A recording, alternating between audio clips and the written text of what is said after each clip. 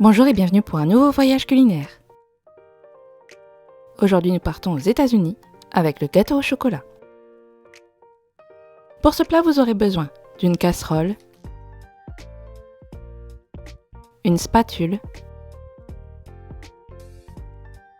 un faitout, un batteur et un plat à tarte.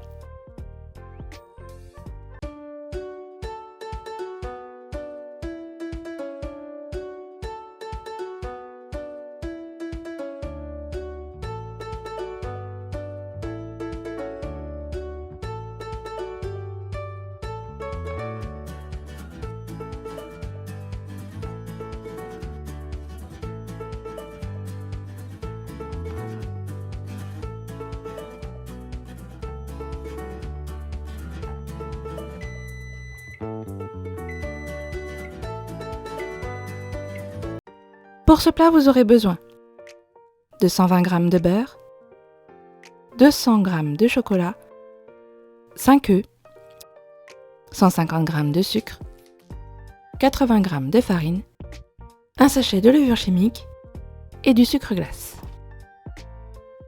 On va commencer par faire fondre le chocolat et là vous faites un peu comme vous voulez. Ici, moi je fais fondre d'abord mon beurre pour pouvoir protéger ensuite mon chocolat. Je laisse mon feu allumé pour que mon beurre continue à rester chaud et donc à faire fondre. Mais entre-temps, je soulève ma casserole pour être sûr que mon chocolat ne fonde pas trop vite dans le fond de celle-ci. Mais si vous avez trop peur, vous pouvez bien entendu faire comme d'habitude au bain-marie. Dans ce cas-là, vous mettez le beurre et le chocolat dans le bain-marie et vous faites chauffer l'eau qu'il y a en dessous. Et dans ce cas-là, vous n'avez aucun problème. Le chocolat ne va jamais surchauffer et donc ne fera pas de petits grains désagréables et très amers. Vous pouvez également faire à la casserole directement avec le beurre et le chocolat, le tout en même temps et on fait fondre tout doucement. Vous avez un peu plus de risque que le chocolat accroche au fond, mais si vous mélangez bien, normalement, il n'y a aucun risque, puisque j'ai toujours un peu peur pour mon chocolat, c'est pour ça que je fais fondre mon beurre d'abord, mais vraiment, si vous mélangez les deux, de toute façon, le beurre va fondre bien avant le chocolat. Surtout si vous êtes en canicule. Ou alors, vous pouvez aussi tout simplement faire au micro-ondes. Dans ce cas-là, on fait d'un côté le beurre, puisqu'il va avoir tendance à fondre très rapidement et à exploser l'intérieur, puisque les ondes du micro-ondes vont d'abord à l'intérieur et ensuite se répandre. Donc si ça va trop vite et que vous faites bouillir votre beurre, malheureusement il va exploser, donc vous ne pouvez pas mettre les deux en même temps au micro-ondes. Donc on met d'abord son beurre au micro-ondes et ensuite on fait fondre son chocolat. De la même manière que le beurre, on le met petit à petit, on met quelques dizaines de secondes, on regarde, on remélange, on remet au micro-ondes et ainsi de suite. Et à la fin, vous mélangez tout simplement les deux pour avoir une pâte homogène. Ici, on voit que je mets mon chocolat petit à petit, donc petit à petit mon beurre va s'épaissir avec mon chocolat et je mélange sans arrêt pour que tout reste bien homogène. À la casserole, vous faites bien attention comme moi à soulever de temps en temps ou alors à éteindre le feu dès que c'est chaud. Sinon, vous allez avoir dans tous les cas le chocolat qui va trop cuire. Et quand on a du chocolat bien homogène, on le laisse tout simplement refroidir le temps qu'on s'occupe du reste.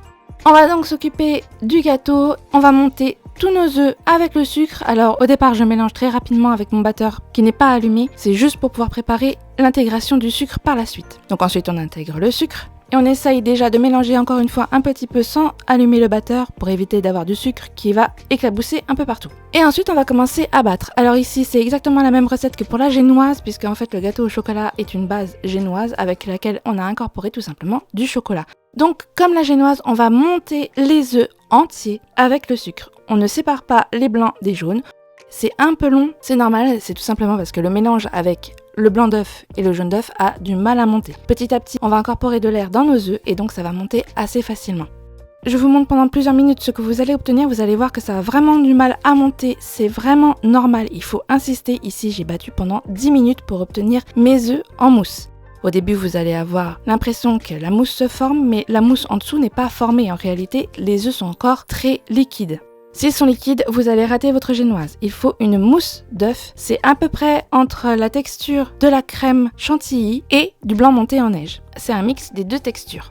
Vous appliquez cette règle pour tous les gâteaux à base de génoise. On insiste, ça prend un peu du temps, mais ça va monter. On ne s'en fait pas, qu'il fasse chaud, qu'il fasse froid. C'est pas un problème, ça va monter. On insiste et on utilise son batteur correctement. Donc ici, moi, je prends un fouet. C'est beaucoup plus simple et ça va vraiment bien monter. Si vous prenez un batteur avec 2 battants, vous allez avoir vraiment du mal à monter. Utilisez plutôt un fouet électrique, ça sera beaucoup plus simple.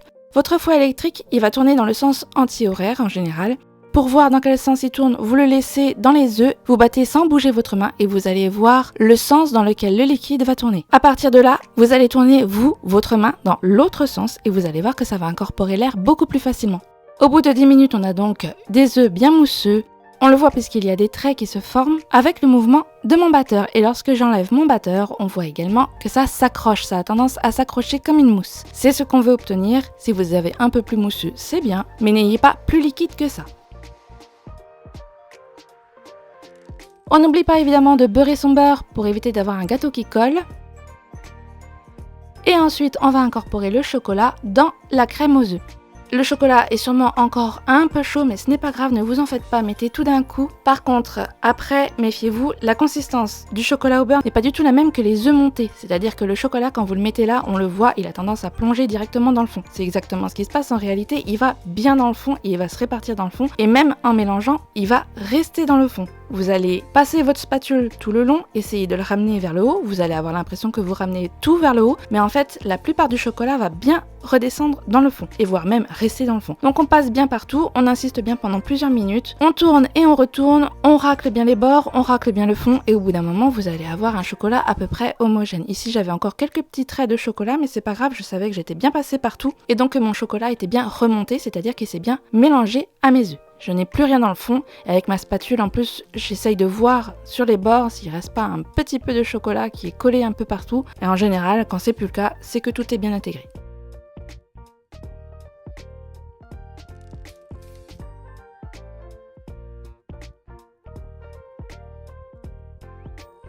On n'oublie pas ensuite d'incorporer la farine et la levure. Alors on fait bien attention puisqu'on a une pâte à base d'œufs, on ne peut pas mettre des grumeaux dans cette crème.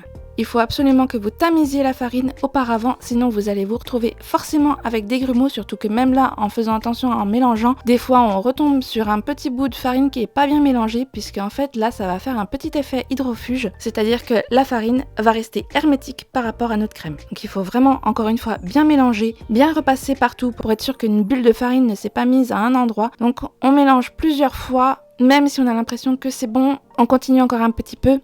Ici, j'ai dû mettre en gros 3 à 5 minutes à mélanger pour être sûr que vraiment il n'y ait plus de tas de farine quelque part.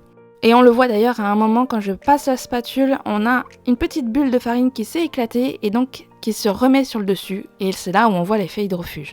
Donc vraiment, faites bien attention à bien mélanger parce que si vous ne mélangez pas bien, vous allez avoir des petites parties de votre gâteau à la cuisson qui auront ces petites bulles de farine.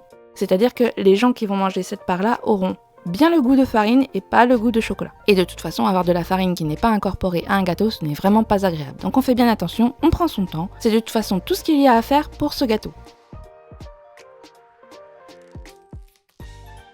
Et cette crème donc, on va la mettre directement dans le plat à tarte qu'on a bien beurré. Veillez vraiment à mettre beaucoup de beurre puisque ça a tendance à coller, voire même si vous voulez chemiser le plat à tarte, c'est-à-dire que vous mettez du beurre et au-dessus vous remettez encore de la farine. Si vous voulez, vous pouvez également mettre du papier cuisson, mais le papier cuisson a tendance à faire des petites vagues, donc ça va déformer votre gâteau. Si vous voulez napper à la fin votre gâteau, c'est pas très grave d'avoir des petites ondulations, mais si vous voulez le présenter comme il est, essayez de ne pas en avoir. On va ensuite préchauffer son four à 180 degrés et on va enfourner le gâteau pour 30 minutes.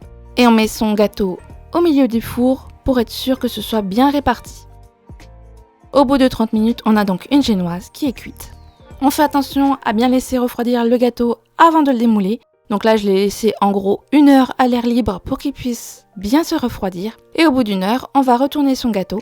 Alors ici, mon gâteau, je l'ai présenté dans une assiette, du coup, il est un peu incurvé vers l'intérieur, mais si vous avez un présentoir à gâteau bien plat, votre gâteau sera bien plat également. Et on n'oublie pas, pour la petite présentation, de saupoudrer du sucre glace par-dessus. Et voilà, votre gâteau au chocolat est prêt.